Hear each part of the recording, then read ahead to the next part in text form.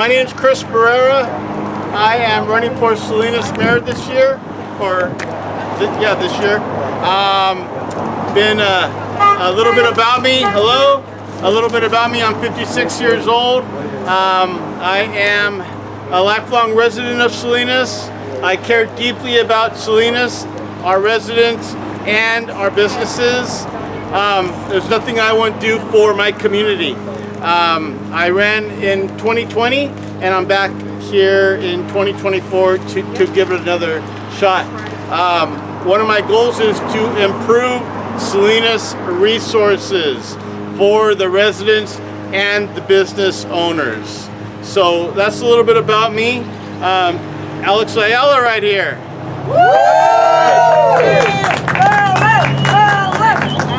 Buenas tardes, I'm going to say it in Spanish. Es importante que en esta elección todos voten porque esta elección es histórica. En la historia de Salinas es histórica porque dependiendo quién gane para estos puestos es la dirección que va a agarrar Salinas. Tenemos que mirar primeramente de dónde está viniendo el dinero que están usando para estas campañas. Es importante que todos sepamos cómo tener acceso a esa información.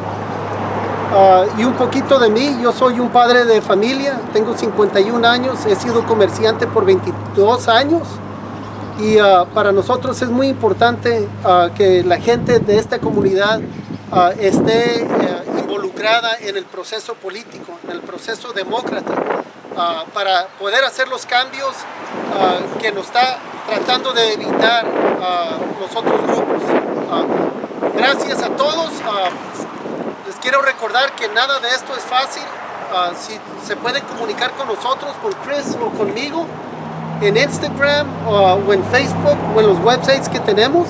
Si hay voluntarios que nos pueden ayudar, es la ayuda más grande que nos pueden dar, es el voto y ayudarnos con voluntarios. Muchas gracias. Se lo paso a Chris. Anything else, Chris? Oh yes. There's a lot more. I mean, Salinas needs so much work to be done, and both of us are ready to get started ASAP. A little bit about what needs to happen: transparency and accountability. You know, as I walk the neighborhoods and the city, people have lost trust in the city, in the government. There's no reason why they should be feeling like that. You know, most people want to know that they're being heard and their elected officials are doing something about it, right? Right. And holding people accountable. I mean, come on. You know, we all ran for a reason, and for the most part, the main reason is to make our community better. And so right now, you're just not out there saying what you need to say and what everyone wants to hear, you know, because I get that a lot. Oh, here comes a politician. He's just going to tell us what we want to hear, and then I'll never see him again for another 4 years. And to be honest with you, that's true a lot of the times. You know, except for the last 3 years, Salinas has always been for the big money, big ag, big corporation, that kind of mindset. It's all about Old Town. Well, you know what? There's a whole other rest of the city besides Old Town. Our Old Town's beautiful now. You know, it's always been beautiful. But the fact of the matter is, there's a reason why our streets are destroyed. There's a reason why we don't have affordable housing. There's a reason why we don't have rental stabilization. There's a reason why economic development, businesses leave, and they say Salinas is the worst city to deal with throughout California. You know, it's time for to have a strong mayor in office that's for the community. I'll just put it like that. From the community. That's for the community, yes. And a mayor that's not afraid to upset people, a mayor that's not afraid to not get along just to get along, you know, but for the people. A mayor that has an open door policy. A mayor that's out there in the communities doing town hall meetings on the regular, not just every 4 years or every 2 years, you know. I'm committed on doing that.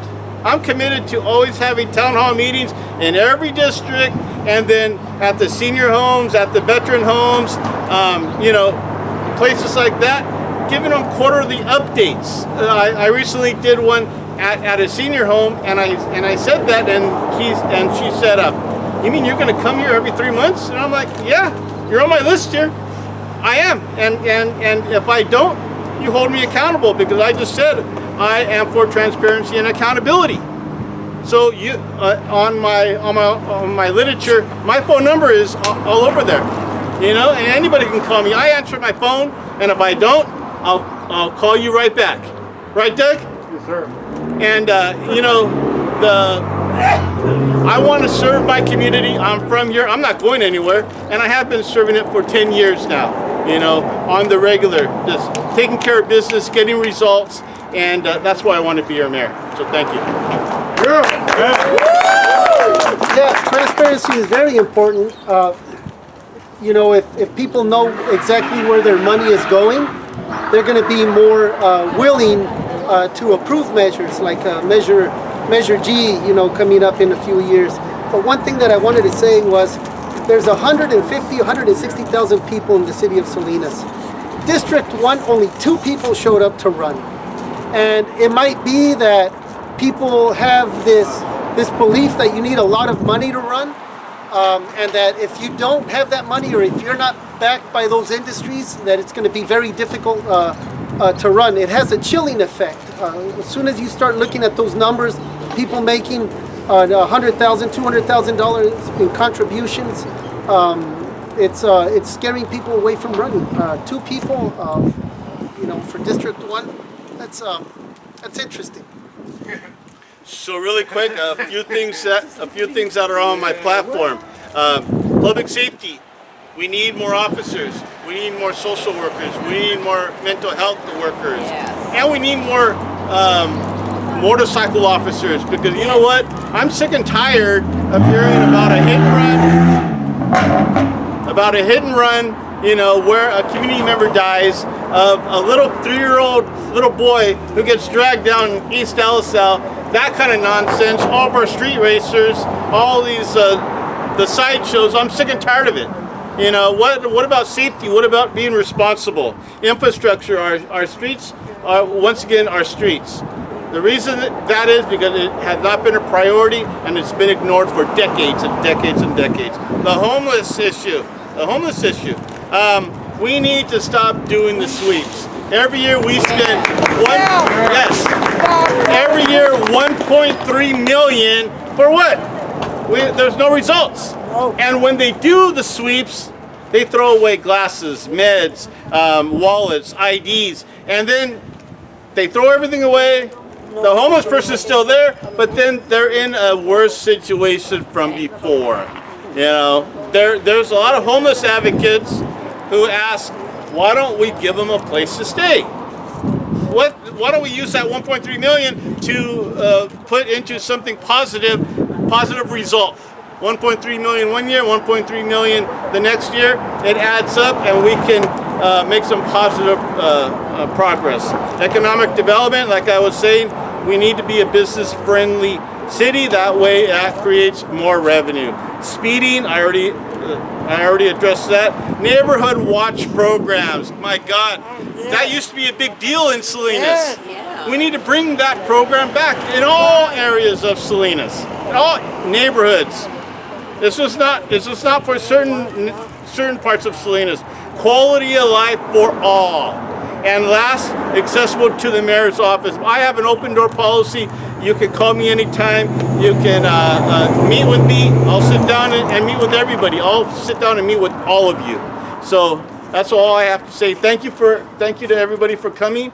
And there's food and drinks. Questions? Yes. What? Yeah. Give it up. Chris and Alex, what is your vision for the plans for the East Area specific plan?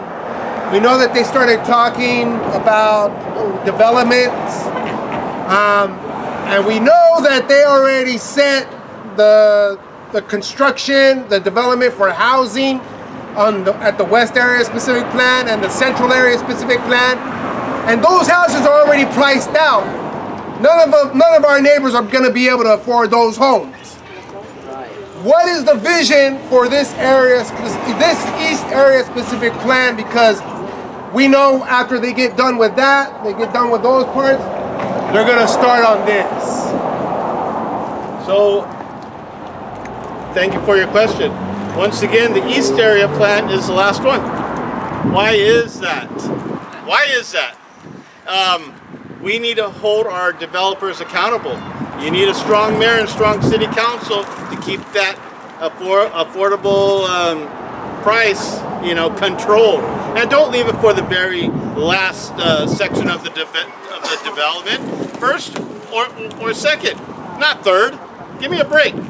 Our residents here in Salinas need help. They need housing. They need a lot of things that frankly aren't available right now. The average price I've heard for the central and west area plan is going to go for about $750. That's where it's going to be starting. I'm a real estate agent, and so that you're talking about $3,500 payment. Children, $4,000. kids that are graduating from high school are not going to be able to can't afford a home. They're not going to be able to live here where they grew up. Yep. So that if there's whatever plan or whatever we could do to ensure that our youth or our next generations can continue growing here, we need to know that. We need to have that confidence. And that's why this election, there's 5 seats up for grabs. There's 5 seats. We can keep on going forward with the momentum that we have right now, or go backwards. So that's not an option. I want to say, I want to tell the voters, make sure you do your research and you know exactly who you're going to vote for, who's going to focus on the issues that are important to you, and know that there's candidates out there that are going to do what's in your best interest. Make sure you make a good decision that day. Yes. November 5th. Question, Cary. So, as you can see, I'm wearing Brew and Crew. So one of our own East Side residents, Marlene Garcia, opened up 2 beautiful businesses downtown Salinas, Brew and Crew and Carnival. She's struggling. We need to help our small business owners. We need to get traffic wherever they have their business, whether it's downtown or the east side or north side, wherever it is, the city needs to help uplift small businesses. Marlene brought her beautiful culture to downtown Salinas. Her beer, if you haven't had it, have her beer. She makes wonderful stouts. She has Carnival, which is more of a classic beer. Go down, go see her. Go see Carnival. She has coffee. She has wonderful food. Don't go to Starbucks. Go to Carnival and get your coffee. We got to stop supporting these big box businesses and go support our own local people. And Cary Swensen for Salinas City Council District 3. Yeah. Our street vendors need a lot of support. They get no love, no attention. There was one street vendor over on San Joaquin Street on the south side in front of Masonic Temple that was there for like about 2-3 years. Then suddenly they moved them out of there. And then the next week, you saw Whitey's Classic Hamburgers and Sandwiches open up right there, right on that same block. The city was questioned. They didn't have any legitimate answer as to why that move was made. And then on top of that, like the rest of there is no direct communication, no relationship with the small street vendors, the business owners, those who are doing the hustling. Because we see a lot of them, we know that they're around, and we know that they get harassed by the police department if they don't have their permissions. If they don't know how to get those permissions, if there's not somebody there to support them in that process, then what are we saying? What's the message the city is giving to those who want to start their own business? So right there, that comes down to accountability. I'm sure you contacted city council. I'm sure, I don't take no for an answer. You know, I'm very persistent, and you know, I expect my staff and my city manager to get the job done for what's right. You know. So, yes, Bill. Like you said earlier, Chris, I'm tired of people hitting people on Elsa Street and just driving off. That's happened twice in less than 2 months. 2 people have been killed, a 3-year-old kid in July, and his dad got hit, seriously injured. And just on Wednesday night, a 27-year-old person drove and hit a guy, a person walking across near the corner near Elsa Middle School. And what I think we need are more motorcycle cops, traffic cops, and places where they can walk over the street instead of walking to the crosswalk, walking a ramp over the street, because then people would not be in the way of the vehicles driving, racing down the streets.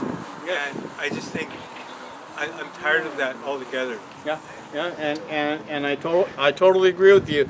We need more enforcement. We need to have a harsh reality wake-up call for all these street racers.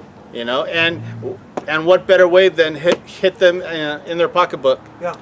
So. And that brings up a good point. You know, there's this narrative that certain candidates are out there to defund the police. That's not true. Don't let anybody tell you that. We stand for more traffic enforcement, more patrol. We do need those motors out on those busy intersections. Without those motors, nothing's going to calm down. And without good officials on the city council, nothing's going to change. It's time for change here. Yes. Demetrio, you had a question? Thank you very much. I think the issue that I have with a lot of politicians, especially local politicians, is that we need to give people more power. And I don't know if you have any ideas of how to do that. I have ideas of how to give the community power, because if anybody knows the needs of the community, it's the community itself. And we have to allow a venue for those people to come and talk to you guys that are making the decision. If you guys are going to ignore us, then it's going to be like always, nothing is going to change. You want change, you include the ideas and the philosophy and the intelligence of the community that you represent. So I'm asking Alex and my friend Chris, what are you going to do about implementing such a venue, or such give power to the community, because the community knows more than the elected politicians of what the needs are. And thank you for that question. Day one, once I'm elected, there's going to be a homeless committee created.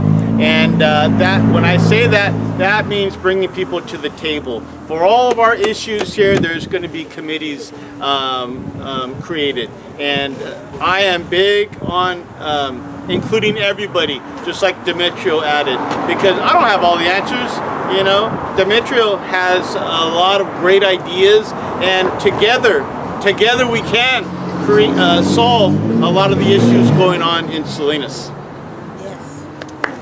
That's right. That's right.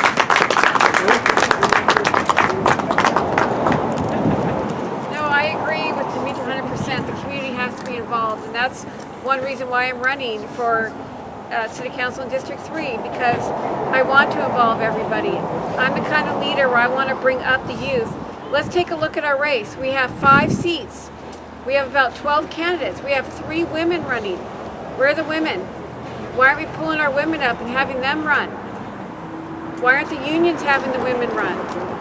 We need, my personal goal is to not sit in that seat forever, but is to bring up our youth, get our community engaged, and get them to want to run, to see that they can, know that they can run for city council, they can run for mayor, they can do this job.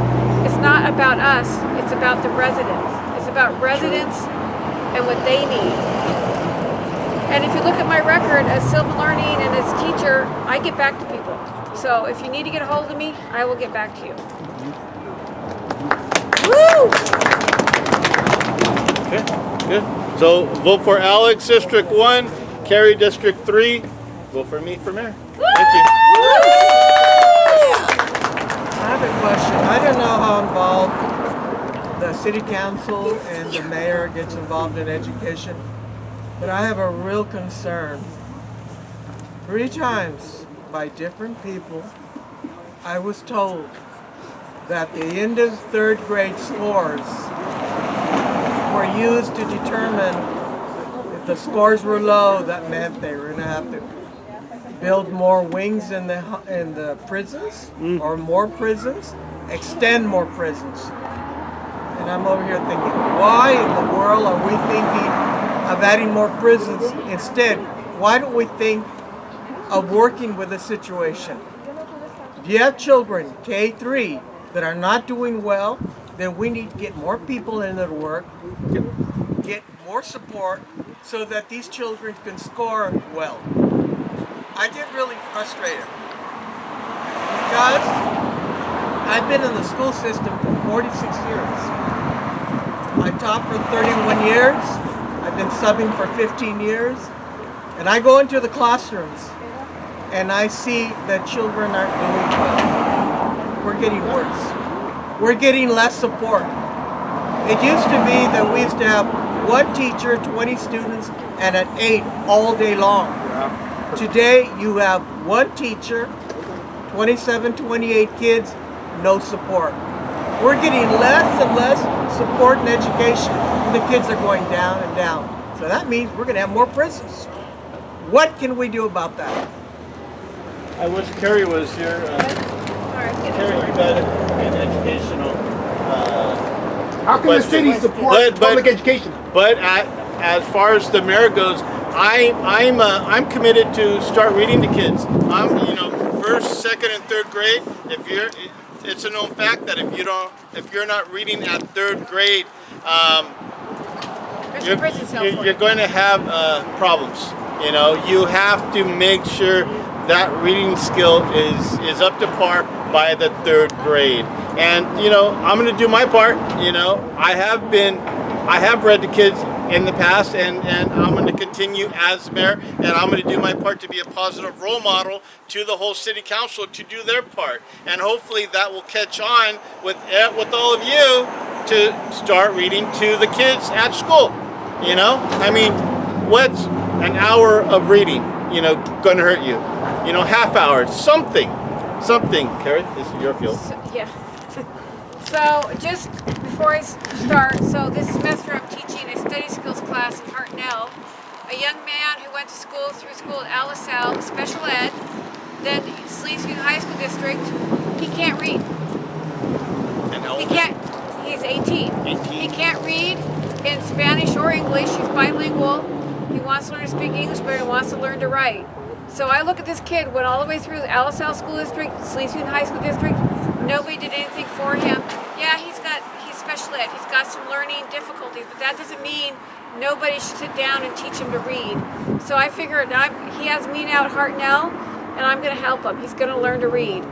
So what we need, as an educator for 35 years, we need to get more funding, smaller classrooms, K-3rd. We need to focus on K-3rd and get the kids out of 3rd grade, going into 4th grade, done with learn to read, now in reading to learn, right? We need to stop putting money, the Hartnell, CSUB, put money into Salinas High School District, they put it into the high schools. It's too late.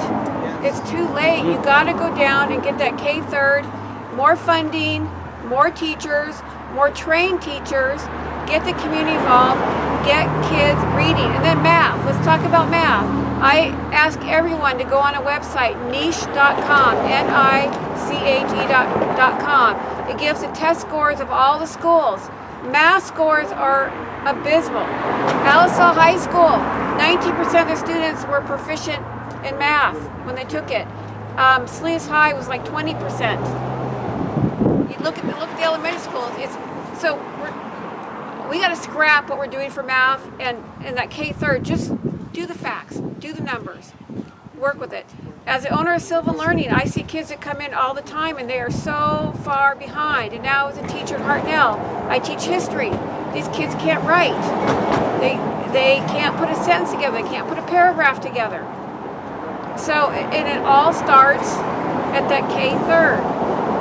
Very little money goes into K-3, very little. So if the city's going to put money anywhere, so as a city council, I want to get all the school. We have 11 schools in Salinas. Let's get everybody together. Let's get a plan together, not just separate. Everybody needs to work together.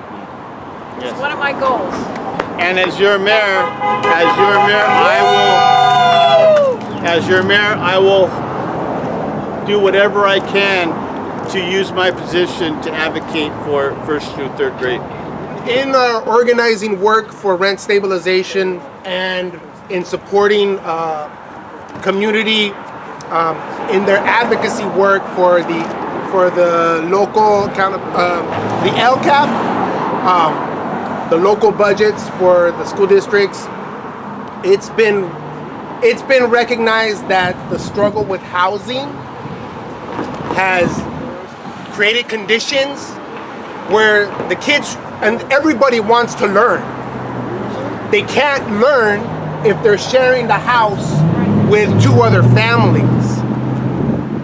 If they go to the library, there's not enough time and there are probably not enough resources, any kind of support, educational support. If they go to the recreation centers, there's the Firehouse Recreation Center, the Red Box Recreation Center, where we know that there was other recreation centers, throughout the rest of the city, but here on the east side, we have these centers, and then we have some adult supervision or education learning at the parks, but it not consistent. And I remember I remember a time when the Firehouse and the Bread Box were thriving over 30 years ago. As a kid, we saw a different dynamic. I had a different experience. I felt safe on the streets. I felt safe going to these spaces. We talk about safety, but we also need these spaces to be ready and supplemented by the city. And that's, I believe, is, it's got a lot to do with that budget for the Parks and Recreation Department. And we notice is doesn't grow or doesn't meet the needs of us. And I think this goes for all of us, me and everybody else here included. But we need your help as elected officials, because without your help or with you ignoring the situation, it's not going to do us any good. And where I'm going with this is that the most cruel thing happening here in these United States of America and here in Salinas is unfair, equal distribution of the money that we get from the state, from the city, or from the federal government. It's totally not fair that one CEO is making $500,000, $600,000, $700,000, and I have my brothers and sisters working for $18 an hour when we need a $40 or $42 an hour job here to keep up with the expenses necessary to live a quality life here. So we need your help. And I'm not saying that you're going to do it alone, but let's come together and do it collectively, because you as elected officials, I kid you not, you have to advocate for the needs of people. If you do not advocate for the needs of people, we're going to be eaten alive. I just want to cry here. Look at all the cars here. I couldn't find a parking space, and that's not it's by design. So the economic system is evil and it's cruel, and we have to put a stop to that. And with your help and the community's help, we can do it. Si se puede. Yeah, right. Se puede. Right. And at the end of the day, we're running for office to represent all of you. We're running for office to make a dent in all these problems. And if that's not the main goal, what the hell are we doing here? You know, I mean, so I expect all of you to hold us accountable when elected, and let's get out there and vote.